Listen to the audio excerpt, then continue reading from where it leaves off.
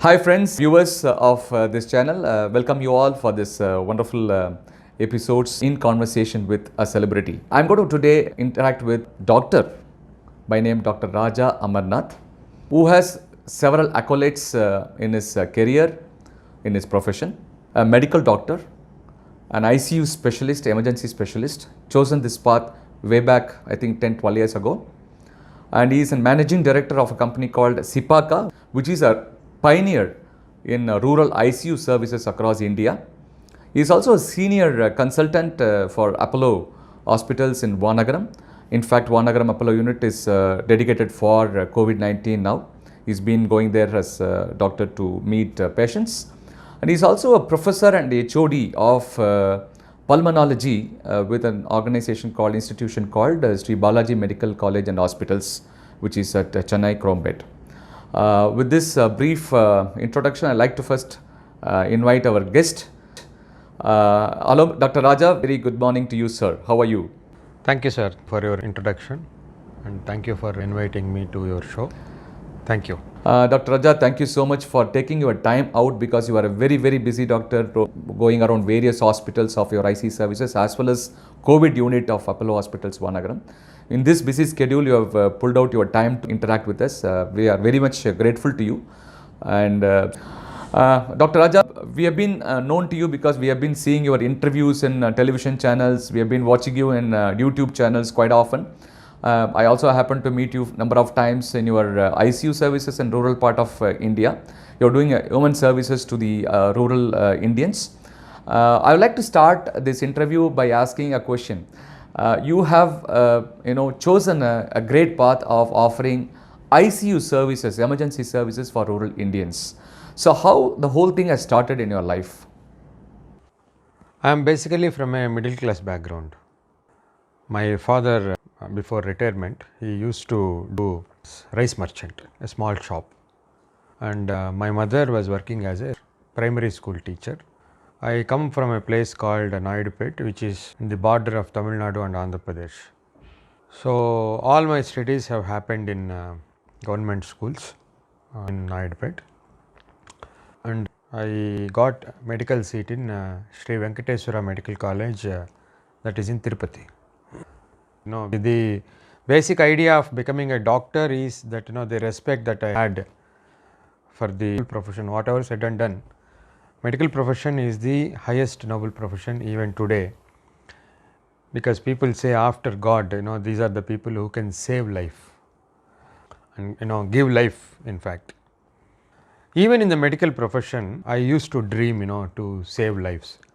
In my MBBS days, when my friends, we used to talk of becoming a doctors where we can change the do the head transplantation, things like that, things which which are still unimaginable for the medical society, but they used to dream like that.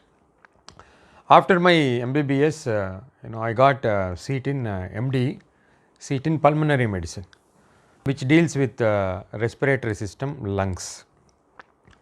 During my PG days, where I did my PG in Siddhartha Medical College, that is in Vijayawada, Andhra Pradesh.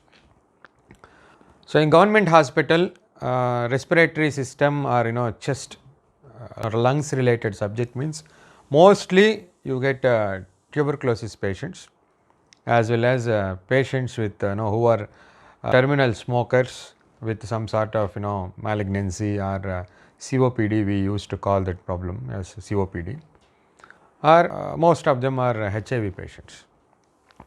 Because in a government hospital, you get only poor patients who cannot afford to go to private places, and TB is a disease for poor. That's what usually happens, and they are the people who fills almost 80% of the ward beds.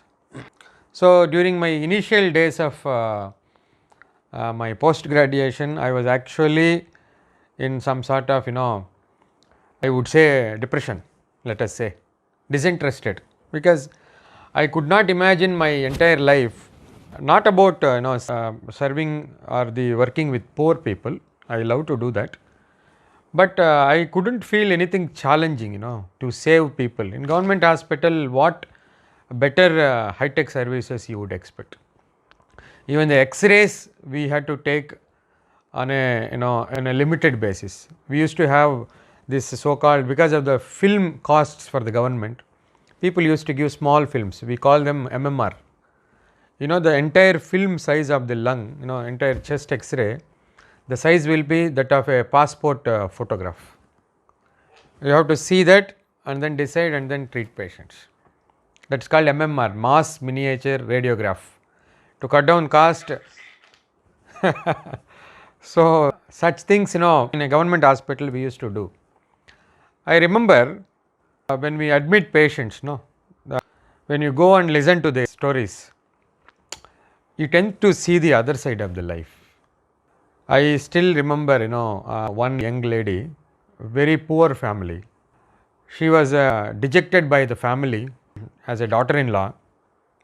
She would be mid-30s, something like that, and husband was working as a rickshaw puller. This lady was a housewife and dejected by the family because she had tuberculosis.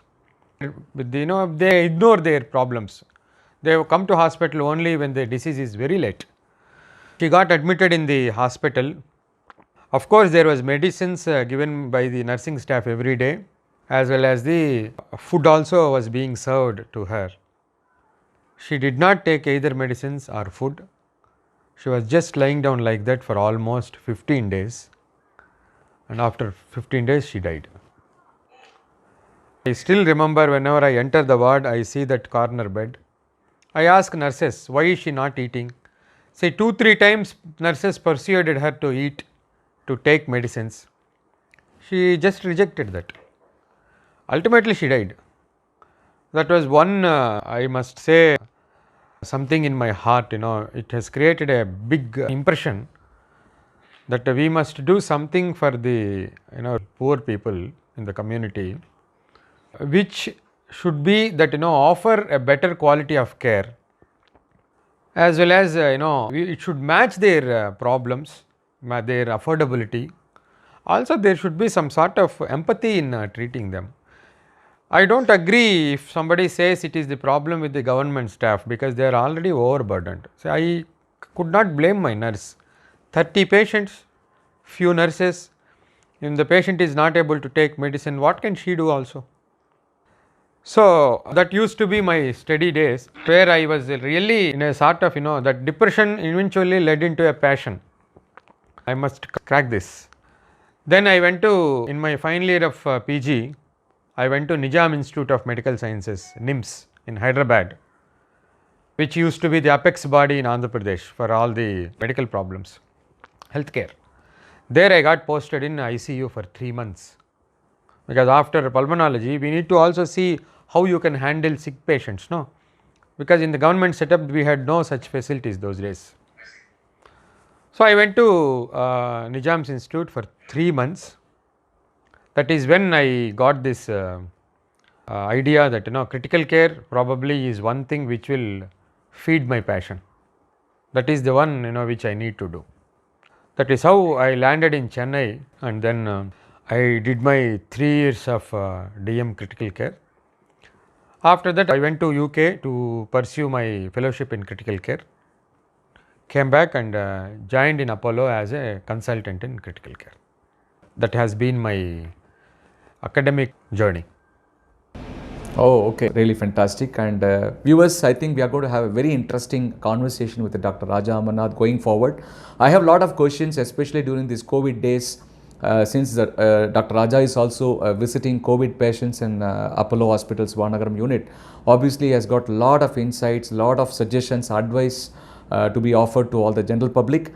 And I look forward to interact with Dr. Raja more and more in the coming episodes. So please do watch these episodes, and I would request all the viewers and people who are watching this, kindly ask as many number of questions as possible in the YouTube channel in the description below in the comment section. So those questions, on behalf of you, I am going to ask Dr. Raja to get more and more insights about how we can take care of ourselves and our kin and kith to save this country, save this nation, save this entire world. With this, Dr. Raja, thank you very much for your precious time, because you have busy schedule. So I'd like to come back to you for one more session down the line and take it forward. So is that fine with you? Sure.